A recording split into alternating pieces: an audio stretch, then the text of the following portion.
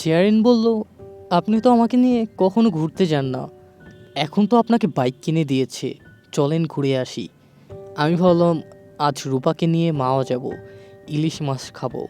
এর মাঝে বউ এই কথা বলে উঠে। হঠাৎ পাশের রুম থেকে আম্মু এসে বলে, জেরিন ঠিকই বলেছে, মেয়েটাকে নিয়ে আজ পর্যন্ত কোথাও ঘুরতে গেলি না। আমি বললাম, কই যাব ঘুরতে? আম্মু বললেন, তোর বড় খালার বাসার থেকে ঘুরে আয়, অনেক দিন খালা তোকে দেখে না, উনি জেরিনকেও দেখতে চান। নিজের মনের ইচ্ছায় বিরুদ্ধে এখন ঘুরতে যেতে হবে। আমি ইচ্ছা করে বাইক নিলাম না, জেরিনও আমি হাঁটছি রাস্তায়, সিএনজিতে করে ওকে নিয়ে যাব। জেরিন বলল, বাইক নিলেন না কেন? আমি বাহানা দিয়ে বললাম, বাইকে একটু সমস্যা তো, এই জন্য নিইনি। জেরিন বলল, আর হাঁটতে ভালো লাগছে না, একটা রিক্সা নেন। আমি সিএনজি থামালাম, সিএনজিতে উঠলাম। সিএনজি চলছে, বাইরে দেখি রিক্সা করে কিছু মেয়ে যাচ্ছে। আমি তাকিয়ে দেখছি, হঠাৎ পাশে তাকিয়ে দেখি জেরিন চোখ বড় বড় করে আমাকে দেখছে। জেরিন বলল, আপনি মেয়েদের দিকে তাকিয়ে আছেন কেন? আমি বললাম, কই না তো, আমি তো বাইরের প্রাকৃতিক দৃশ্য দেখছি। জেরিন বলল, আপনি যদি মেয়েদের দিকে তাকান তাহলে আমিও ছেলেদের দিকে তাকিয়ে থাকবো। জেরিনের থ্রেট পেয়ে গলা শুকিয়ে গেল। আমি বললাম, দেখো, তুমি ছেলেদের দিকে তাকালে আমার সমস্যা নাই, তবে আমার বদনাম হবে। ফ্যামিলির কারো চোখে পড়লে বিষয়টা খারাপভাবে দেখবে, ভাববে আমার বউ খারাপ। তুমি আমার বউ না হতে তাহলে যা ইচ্ছে করতে পারতে, যেহেতু আমার সাথে কমিটমেন্ট, তাই এরকম কিছু করবা না যাতে আমার নাম খারাপ হয়। আমি কানে হেডফোন লাগিয়ে গান ছাড়লাম, গান বাজছে আর আমি শুনছি।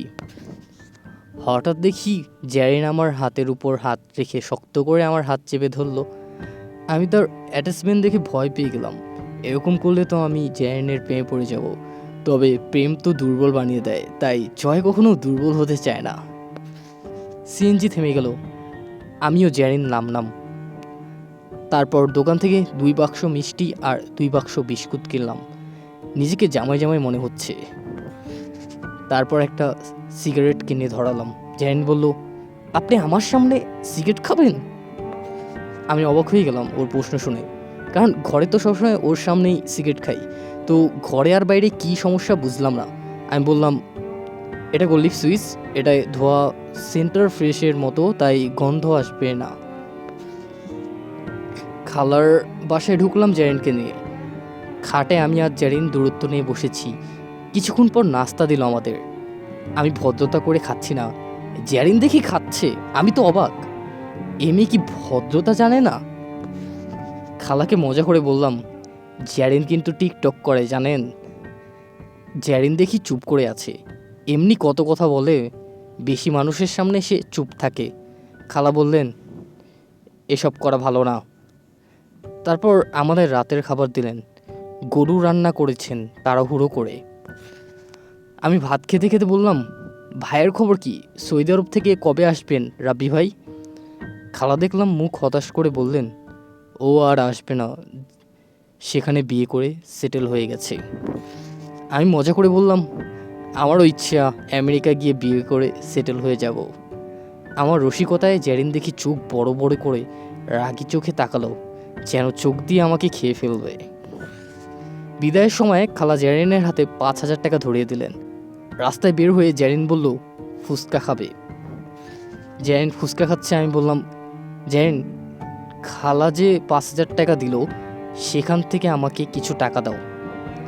জেরিন বলল, এটা তো আমাকে দিয়েছে, আপনাকে দেয়নি। আমি বললাম, কিন্তু টাকাটা তো আমার জন্যই পাইছো, আমার আত্মীয়, সো এখান থেকে 50% কমিশন আমিও পাওয়ার অধিকার রাখি। জেরিন বলল, 50% না, এই 2,000 টাকা রাখেন। আমি নিয়ে নিলাম টাকাটা, ফুচকার বিলও তাকে দিয়ে দেওয়ালাম। বললাম, গাড়ি ভাড়াও তুমি দিবা। এদিকে দেখি রাত 1টা বাজে। আমি জেরিনের হাত ধরে তাকে রাস্তা পার করালাম। তখনই হঠাৎ পেছন থেকে এক ছেলে ডাক দিল। আমরা থেমে গেলাম। ছেলেটা বলল, এত রাতে তোমরা এখানে, আর এই মেয়েকে? আমি বললাম, এই মেয়ে আমার ওয়াইফ। ছেলেটা বলল, এত কম বয়সী মেয়ে তোমার ওয়াইফ? মিথ্যা বলছো আমাকে, ও ওকে দেখে মনে হয় বয়স 13-14 হবে। আমি দেখলাম জেরিন চুপ করে আছে, আর আমি মনে মনে বললাম, ইরাকে নিয়ে ঘুরছি, কট খাইনি। রূপাকে নিয়ে ঘুরলাম, কট খাইনি। শেষমেশ বউ নিয়ে ঘুরতে এসে কট খেলাম। ছেলেটা বলল, আমাদের সাথে আসুন। আমি কোনো প্রশ্ন করলাম না। এখানে মাথা ঠান্ডা রাখতে হবে। এর আগেও কিডন্যাপ হয়েছি, তবে তখন ছিলাম একা। এখন জেরিনের সাথে, তাই কিছুটা ভয় করছে। নিজের জন্য না, জেরিনের জন্য। ওরা যদি আমার ওয়াইফকে কিছু করে তখন কি হবে? এমনিতেও পত্রিকায় দেখি স্বামীর সামনে ওয়াইফকে দলবদ্ধভাবে ধর্ষণ। এই ছেলেটাও কি আমাদের সাথেও একই কাজ করবে? আমি কি তাহলে আমার পাপের শাস্তি পেতে যাচ্ছি? আমাকে কি সৃষ্টিকর্তা এখন শাস্তি দিবেন? তো আশা করি এই পর্বটা ভালো লাগছে আপনাদের। যদি ভালো লাগে লাইক কমেন্ট করেন, আর চ্যানেলটাকে সাবস্ক্রাইব করেন পরবর্তী পর্বের জন্য। ধন্যবাদ।